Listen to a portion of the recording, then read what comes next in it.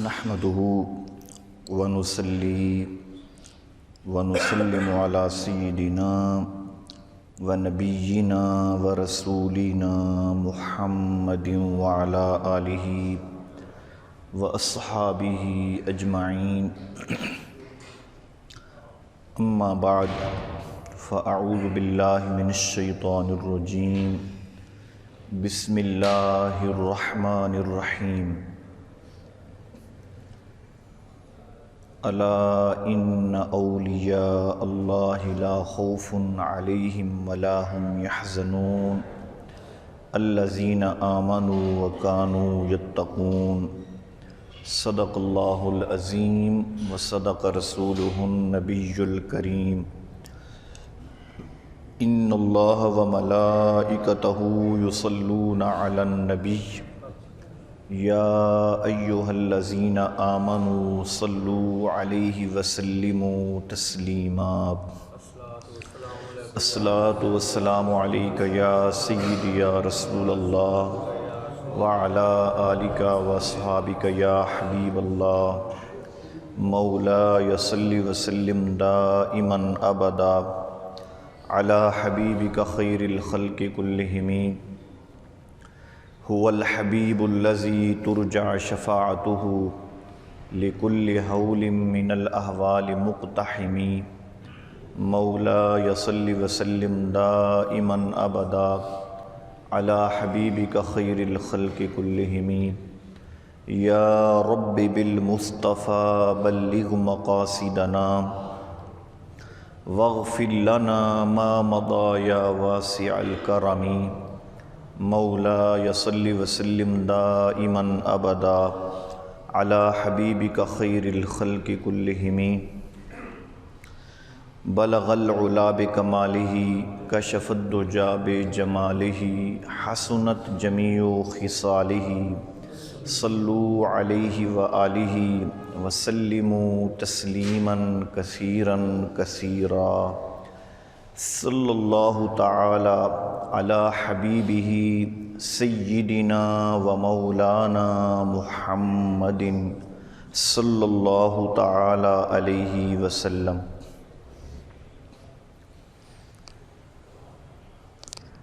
اللہ رب العزت کی حمد و ثنا اور رسول پاک علیہ الصلاۃ والسلام کی بارگاہ ناز میں ہدیہ درود و سلام عرض کرنے کے بعد رب لم یزل کی بارگاہ بے نیاز میں عاجزانہ انکسارانہ التجا اور استدعا ہے کہ رب کائنات ہم سب کا مل بیٹھنا اپنی بارگاہ میں قبول فرمائے۔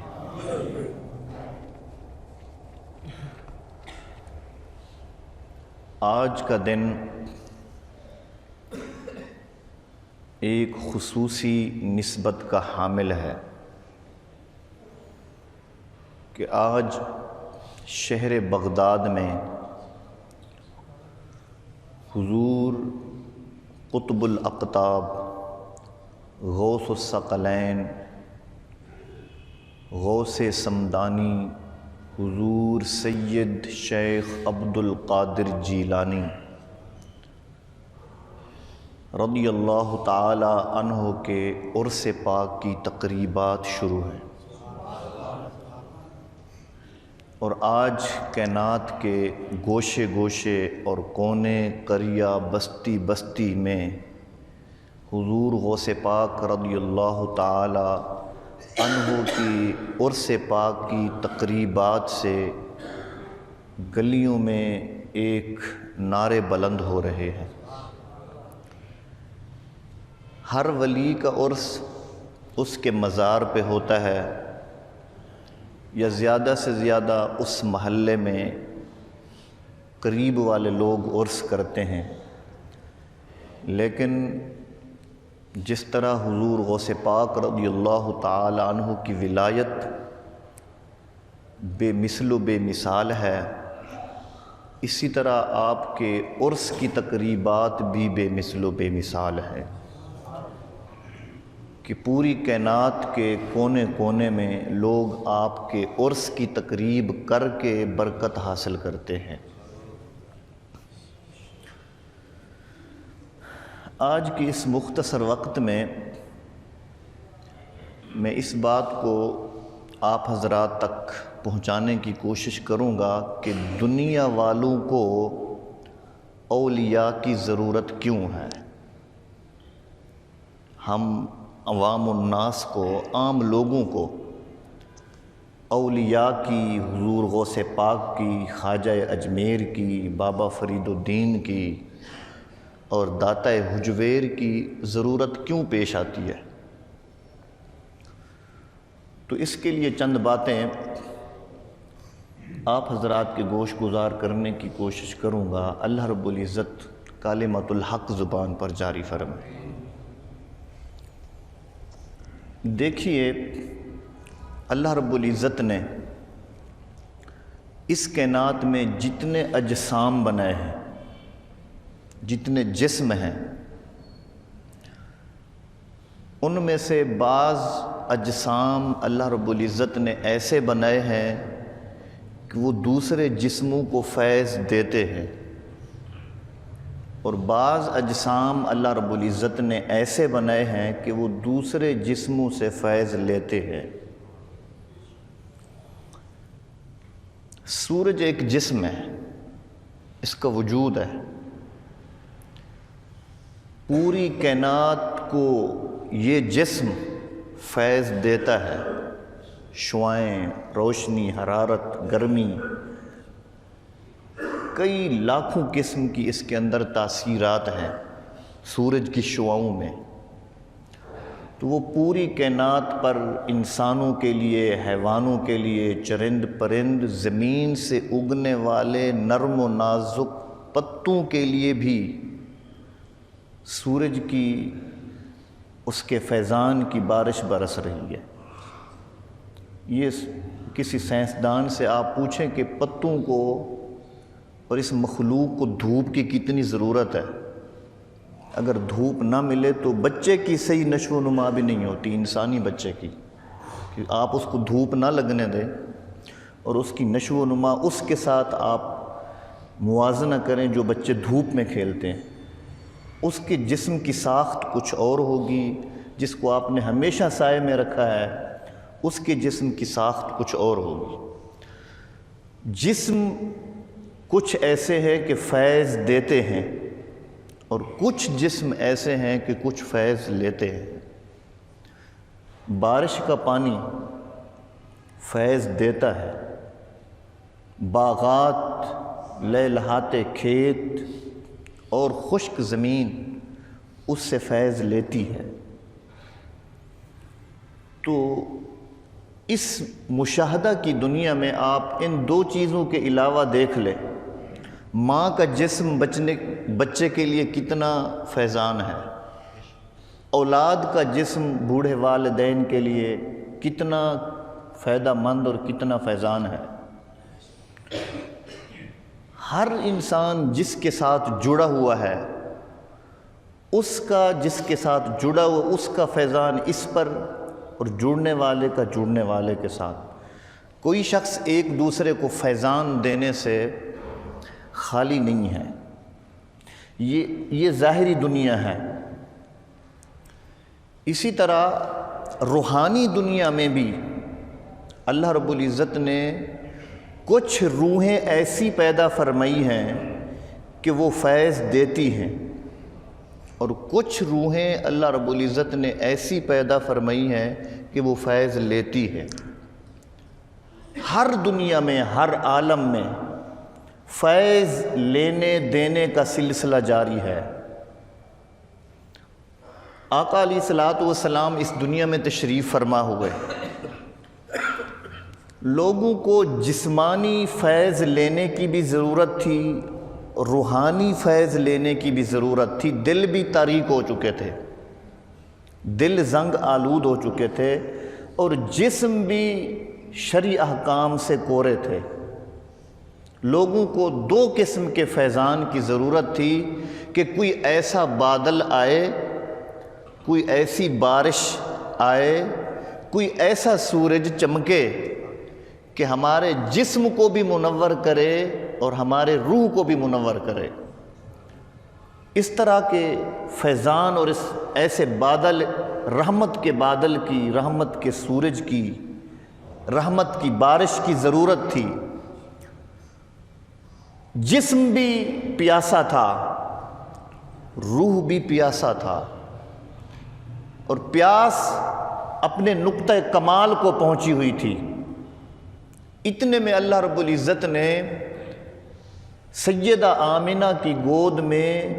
محمد مصطفیٰ کی صورت میں ایک رحمت کا بادل بھیج دیا، اور وہ رحمت ایسا بادل، ایسی رحمت کی بارش بن کر برسا کہ وہ بھوکے پیاسے روح اور اجسام اس بارش کے نیچے بیٹھ کر ایسے سیراب ہوئے، اور ایسے تر جو خشک تھے ایسے تر ہوئے اور ایسے سیراب ہوئے کہ رہتی دنیا تک آج بھی لوگ پھر انہی کے جسم سے اپنے روح کو بھی سیراب کرتے ہیں، اپنے جسم کو بھی سیراب کرتے ہیں۔ اور ان لوگوں پر جو ایک دوسرے کے خون کے پیاسے تھے، عزت کے پیاسے، مال جان کے پیاسے، قتل و غارت گری کا بازار گرم تھا، حضور نے انہی میں سے کسی کو فرمایا تو فاروق اعظم ہے، کسی کو فرمایا تو معاذ بن جبل ہے، کسی کو فرمایا تو عدالت کا بادشاہ، کسی کو فرمایا تو سخاوت کا بادشاہ، کسی کو فرمایا تو صداقت کا بادشاہ۔ آقا علیہ الصلوۃ والسلام نے خوب کرم فرمایا، جسموں کو بھی منور فرمایا اور روحوں کو بھی منور فرمایا۔ اور آپ کا جسم ایسا جن کو آپ نے منور فرمایا اور جن کی نسبت آپ سے ہو گئی، اگر ان کے ہاتھ میں بھی کنکری آ جاتی تھی، جس طرح وہ حضور کے ہاتھ میں کنکری کلمہ پڑھتی تھی، اسی طرح فاروق کے ہاتھ میں بھی کلمہ پڑھتی تھی۔ جس طرح وہ کنکر حضور کے ہاتھ میں کلمہ پڑھتے تھے، اسی طرح حضرت صدیق اکبر کے ہاتھ میں بھی کلمہ پڑھتے تھے۔ وہی کنکر جب آپ نے اٹھائے تو کنکریوں نے کلمہ پڑھا، جب حضرت صدیق اکبر نے اٹھایا تو اس نے بھی اسی ہاتھ میں کلمہ پڑھا، پھر حضرت سیدنا فاروق اعظم نے ہاتھ میں لیا تو کنکر وہاں بھی کلمہ پڑھنے لگے۔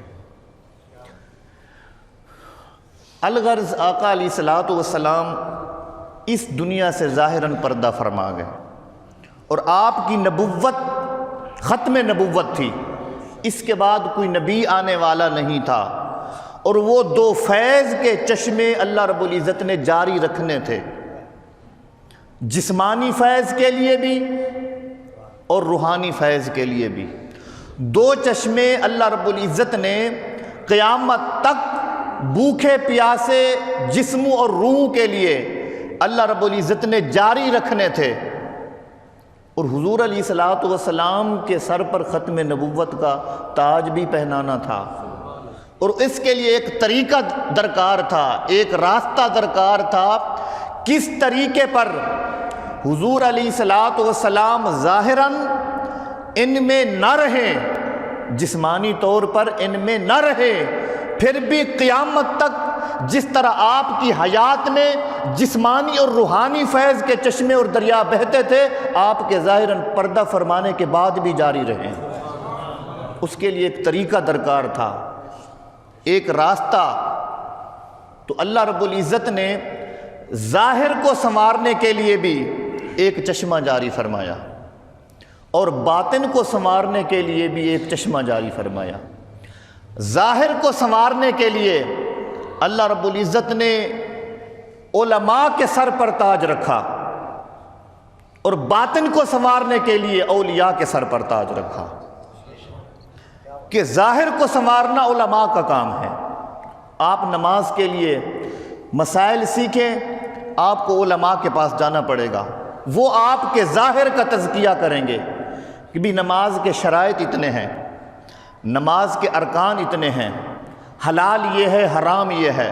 مکروہ یہ ہے، تنزیہی اور تحریمی میں فرق یہ ہے، اور مباح اور ندب میں فرق یہ ہے، واجب اور فرض میں اور سنت میں یہ فرق ہے۔ وہ علماء کا کام ہے کہ کیا چیز حلال ہے، کیا چیز حرام ہے، آپ کا جسم وضو سے کیسے چمکے گا، آپ نے کیا پڑھنا ہے کیا نہیں پڑھنا، کب پڑھنا ہے کتنا پڑھنا ہے، کس وقت پڑھنا ہے، اس کے اوقات مقرر کیے اور اس کی جگہ مقرر کی، اس کے شرائط مقرر کیے، اس کے ارکان مقرر کیے کہ یہ ظاہری شریعت کا ایک میدان ہے، اس کی حد بندی علماء نے کر دی۔ یہ حضور کے جسمانی فیض کا یہ ایک طریقہ تھا کہ علماء تب سے لے کر آج تک اس کڑی کو دیکھو تو علماء کی صف میں اعلیٰ حضرت سے لے کر امام اعظم تک چلے جاؤ، اعلیٰ حضرت سے لے کر امام اعظم تک چلے جاؤ، وہاں سے لے کر امام غزالی تک چلے جاؤ اور امام نبہانی تک چلے جاؤ، ابن حجر عسقلانی تک چلے جاؤ، اور علماء کی ایک قطار در قطار لوگوں کے ظاہر کو ایسا سنوارا اور ایسا منزہ اور پاک اجلا کر دیا کہ حضور نے فرمایا قیامت کے دن جب لوگ آئیں گے تو میں ان کو وضو کے اعضاء سے پہچان لوں گا، ان کے وضو کے اعضاء سے پہچان لوں گا کہ یہاں تک وضو کا پانی پہنچا، یہاں تک وضو کا پانی پہنچا۔ کسی نے حضرت سیدنا ابو ہریرہ رضی اللہ تعالیٰ عنہ کو دیکھا کہ آپ وضو کرتے وقت بغل تک بازو دھوتے تھے، یہاں تک، حالانکہ کوہنیوں سمیت یہاں تک وضو میں دھونا سنت ہے بلکہ فرض ہے، اور ٹخنوں سمیت پاؤں کا دھونا فرض ہے، یہاں تک فرض ہے۔ حضرت سیدنا ابو ہریرہ رضی اللہ تعالیٰ عنہ بغلوں سمیت یہاں تک سخت سردی کے موسم میں ٹھنڈے پانی سے وضو کرتے تھے اور گھٹنوں تک پاؤں دھوتے تھے۔ کسی نے پوچھا قرآن تو کہتا ہے الی المرفقین کہ کوہنیوں سمیت دھویا کرو اور الی الکعبین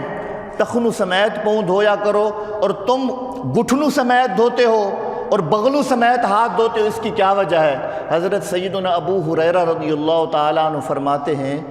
کہ سمعت رسول اللہ صلی اللہ علیہ وسلم، میں نے حضور سے سنا ہے کہ آپ نے فرمایا کہ جسم پر جہاں تک وضو کا پانی پہنچے گا وہاں تک اس کے اعضاء قیامت کے دن سورج کی طرح چمکیں گے۔ میں کہتا ہوں سارے لوگوں کے کوہنیوں تک چمکتے ہوں، میرے بغلوں تک چمکتے ہوں، لوگوں کے پاؤں ٹخنوں سمیت چمکتے ہوں، میرے گھٹنوں سمیت چمکے۔ تو علماء ظاہر کا تزکیہ کرتے ہیں، آپ کو نماز کے شرائط بتاتے ہیں، ارکان بتاتے ہیں، طریقہ بتاتے ہیں، مستحبات بتاتے ہیں، سنن نوافل بتاتے ہیں کہ یہ چیز حلال ہے، یہ حرام ہے، ایسا کرنا ایسا نہیں کرنا، یہ علماء کا کام ہے۔ اور سن لو، اولیاء علماء کے شاگرد ہوتے ہیں، اولیاء علماء کے شاگرد ہوتے ہیں۔ آپ حضور غوث پاک رضی اللہ تعالیٰ عنہ کی زندگی پڑھ کے دیکھیں کس کس عالم کے پاس جا کر حضور غوث پاک نے سبق پڑھا ہے۔ ظاہراً جسم کو چمکانے کے لیے حضور غوث پاک رضی اللہ تعالیٰ عنہ نے جنگلوں کے سفر کیے ہیں اور علماء کے پاس جا کر کئی دن بھوکے رہ کر بھی علم سیکھا ہے۔ اور لوگوں کے ذہن میں آج یہ بات بیٹھ گئی کہ آپ ایک صاحب کرامت ولی تھے، اتنا ذہن بیٹھی ہوئی کہ وہ ڈوبے ہوئے بیڑے اٹھا دیتے تھے، مردہ زندہ کر دیتے تھے اور بیماروں کو درست کر دیتے تھے، ایک صاحب کرامت ولی تھے۔ نہیں، وہ صرف صاحب کرامت ولی نہیں تھے بلکہ سب سے کائنات میں بڑے مفسر بھی تھے، کائنات میں سب سے بڑے محدث بھی تھے، کائنات میں سب سے بڑے فقیہ بھی تھے۔ اور حضور غوث پاک رضی اللہ تعالی عنہ علوم و فنون کے اتنا ماہر تھے کہ 60 زبانوں میں آپ سبق پڑھایا کرتے تھے، 60-70 زبانوں پر آپ کو عبور تھا، اور ہر روز حضور غوث پاک رضی اللہ تعالی عنہ 13 فنون پر بغیر مطالعے کے درس دیا کرتے تھے۔ اتنا عالم تھے، بہت بڑے محدث تھے۔ تو علماء کے اولیاء شاگرد ہوتے ہیں، لیکن ان کا کام ہے صرف ظاہر کو مزکا کرنا، ظاہر کو پاک کرنا، اجلا کرنا، مصفہ کرنا، یہ علماء کا کام ہے۔ تو ولی بنتا ہی تب ہے جب اس کا پہلے ظاہر پاک ہو، اور یہ علماء کا کام ہے۔ اور جب ولی اپنے ظاہر کو پاک کرتے کرتے اور پاکیزگی کا اثر جب دل پہ اترتا ہے، بات لمبی ہو جائے گی۔ آپ کبھی کسی پھل فروش کو دیکھیں کہ وہ ہر سیب کو گیلا کپڑا لگاتا ہے، صاف کرتا ہے، کیلے کو صاف کرتا ہے، سیب کو، کنوں کو صاف کر کے اس کو سجا کے رکھتا ہے، بھئی اس کے چھلکے کو صاف کرنے کا کیا مقصد ہے؟ چمکانے کا کیا مقصد ہے؟ اس کا مقصد یہ ہوتا ہے کہ اگر اس کا چھلکا گل گیا تو اس پھل کا اندر مغز گل جائے گا، اور خریدنے والے کا مقصد وہ چھلکا نہیں ہوتا، خریدنے والے کا مقصد تو اندر پھل کا مغز گودا ہوتا ہے۔ اگر یہ چیز گل گئی تو اندر کا مغز گل جائے گا اور خریدار اس سے منہ موڑ لے گا، اسے کوئی نہیں خریدے گا۔ تو اس اندر کے مغز کو بچانے کے لیے، اس کو صاف ستھرا خوشبودار رکھنے کے لیے اوپر چھلکے کی بھی ضرورت ہے، اس کو صاف کیا جائے۔ آپ دیکھیں جب آپ کے کپڑوں پر گریس لگی ہو، تیل لگا ہو، میل کچیل ہو، گرد میں آپ اٹے ہوئے ہوں، کہ دل کو کچھ کراہت محسوس ہوتی ہے کہ نہیں؟ بے چینی ہوتی ہے کہ نہیں؟ اگر اسی وقت آپ نہا لیتے ہیں سیف گارڈ سے، اور نئے کپڑے اور خوشبو لگا لیتے ہیں، تیل لگا لیتے ہیں، فریش ہو جاتے ہیں، تو پھر کچھ روح کو تسکین ملتی ہے کہ نہیں؟ تو پتہ چلا ظاہری طہارت کا اثر دل پہ اترتا ہے، ظاہری طہارت کا اثر دل پہ اترتا ہے، اور جب دل پہ اترتا ہے تو پھر جس طرح انسان کے ظاہری اعضاء چمکتے ہیں، اس سے کہیں بڑھ کر انسان کا دل چمکتا ہے، انسان کا دل چمکتا ہے۔ اور اللہ رب العزت فرماتے ہیں میں تمہاری صورتوں کو نہیں دیکھتا، میں تمہارے دلوں کو دیکھتا ہوں۔ ان اللہ لا ينظر الى صورکم ولکن ينظر الى قلوبکم، کہ اللہ تمہاری صورتوں کو نہیں دیکھتا، اس کی نظر تمہارے دلوں پر ہے۔ تو دل کو صاف ستھرا رکھنے کے لیے جسم کی پاکیزگی کی ضرورت ہے، اور یہ علماء کا کام ہے۔ اور اولیاء اللہ ان کے ظاہر بھی پاک ہوتے ہیں، ان کے باطن بھی پاک ہوتے ہیں۔ تو دیکھیں ظاہر کو پاک کرنے کے لیے وہ علماء کے شاگرد ہیں،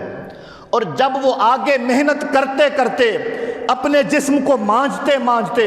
اللہ کی رضا کے لیے طہارت، نہ سردی کو دیکھتے ہیں، نہ گرمی کو دیکھتے ہیں، نہ فضاؤں سے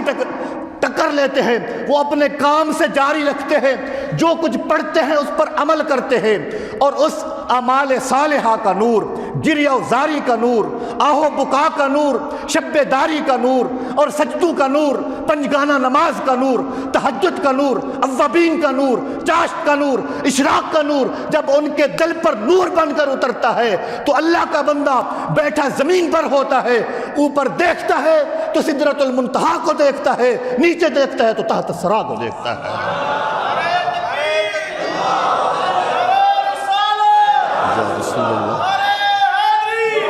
کیوں؟ وہ اپنے دل کا تزکیہ کر چکا ہوتا ہے، اور اللہ رب العزت اس کے دل کو، اس کے باطن کو، اور اس کے اندر کی علائش کو اتنا دور کر چکا ہوتا ہے، اس کا دل اتنا پاک مزکہ مصفہ ہو چکا ہوتا ہے کہ وہ دیکھ ظاہراً آگے کی طرف رہا ہوتا ہے، لیکن اسے پیچھے کا بھی پتہ ہوتا ہے۔ وہ کھڑا بظاہراً قبر کے اوپر ہوتا ہے، لیکن اس کو حال اندر کی بھی معلوم ہو جاتا ہے کہ اس کا دل اتنا پاک ہو جاتا ہے۔ تو اسے پتہ چلا اولیاء علماء کے شاگرد ہیں، اور جب اولیاء محنت کرتے کرتے اتنا عظیم درجے پر پہنچتے ہیں تو پھر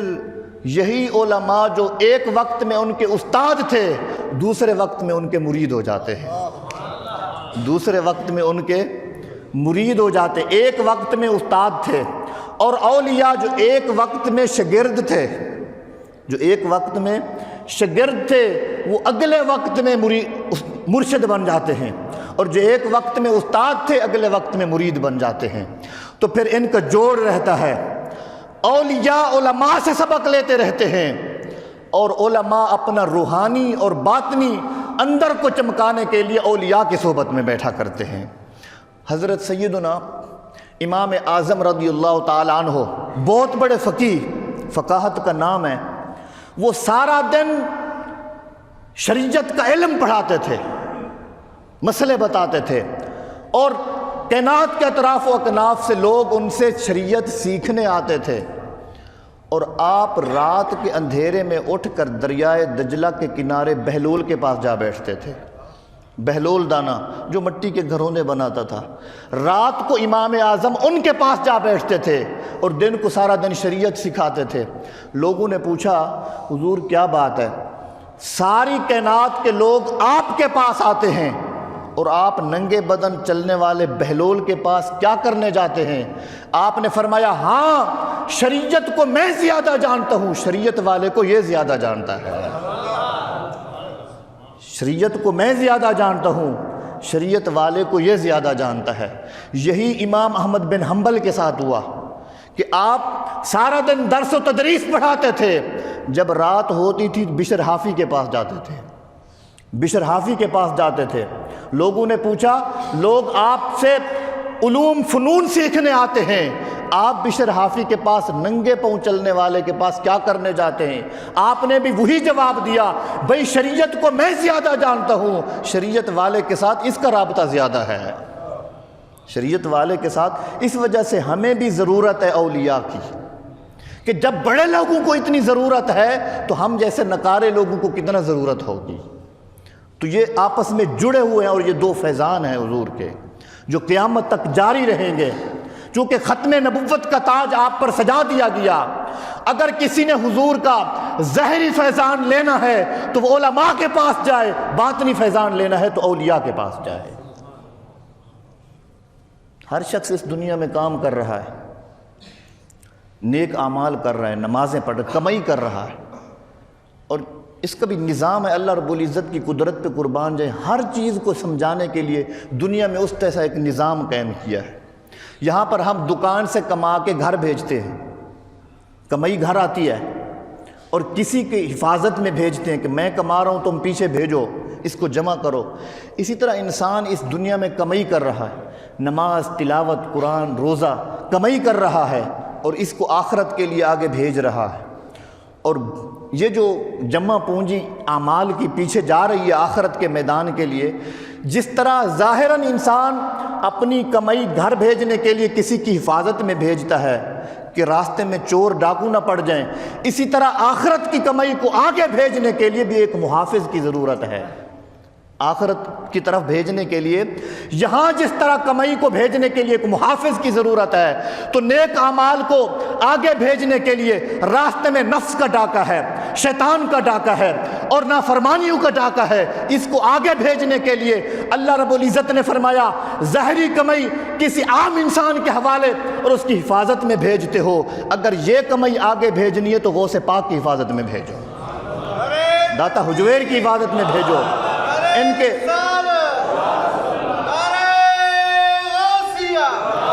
اور جب وہ کرم کرتے ہیں، حضور غوث پاک رضی اللہ تعالی عنہ نے ایک قیمتی جبہ تھا آپ کے پاس، قیمتی جبہ، آپ نے اس کو اتار کے کھونٹی کے اوپر کھڑا کیا اور بیٹھ گئے اپنے ایک خلیفے کے ساتھ، تو چور اس جبے کی تاڑ میں تھا، وہ چھپتا چھپتا مسجد میں صفیں رکھی ہوئی تھی تو ان صفوں میں آ کر چھپ بیٹھا، اور وہ چوری کرنا چاہتا تھا آپ کے اس قیمتی جبے کو چرانا چاہتا تھا۔ تو حضور غوث پاک رضی اللہ تعالی عنہ چونکہ اپنا تزکیہ اتنا کر چکے تھے کہ وہ صرف کتب نہیں تھے، کتب گر بن چکے تھے، کتب نہیں تھے، کتب گر بن چکے تھے۔ اور میں آپ کو بتاؤں، علماء نے لکھا ہے کہ جو کتب ہوتا ہے اس کا کتنا علم ہوتا ہے۔ اس بات کو پھر مکمل کرتا ہوں تاکہ آپ کو پتہ چلے کہ حضور غوث پاک کیا تھے۔ کتب کیا ہوتا ہے؟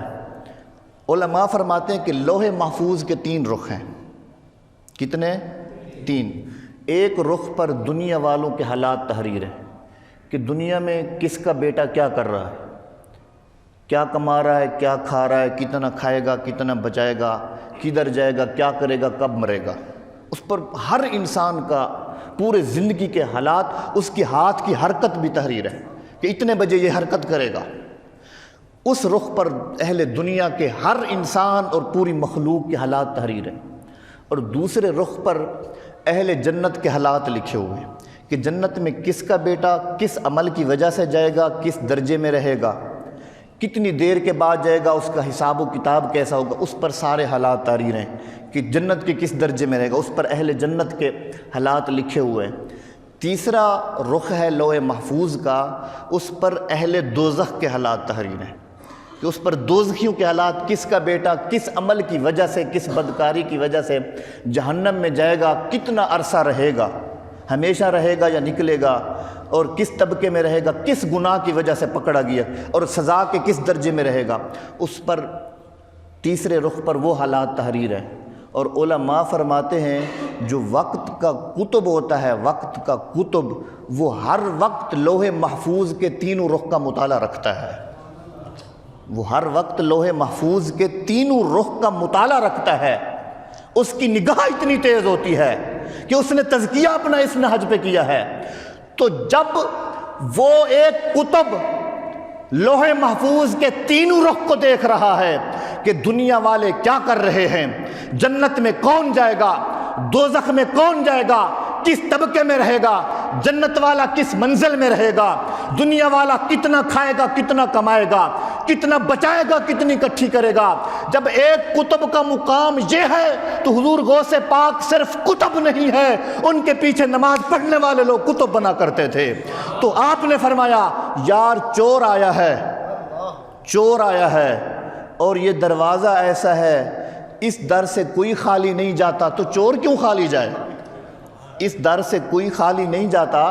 تو چور کیوں خالی جائے؟ اس کو کچھ دے کر بھیجتے ہیں۔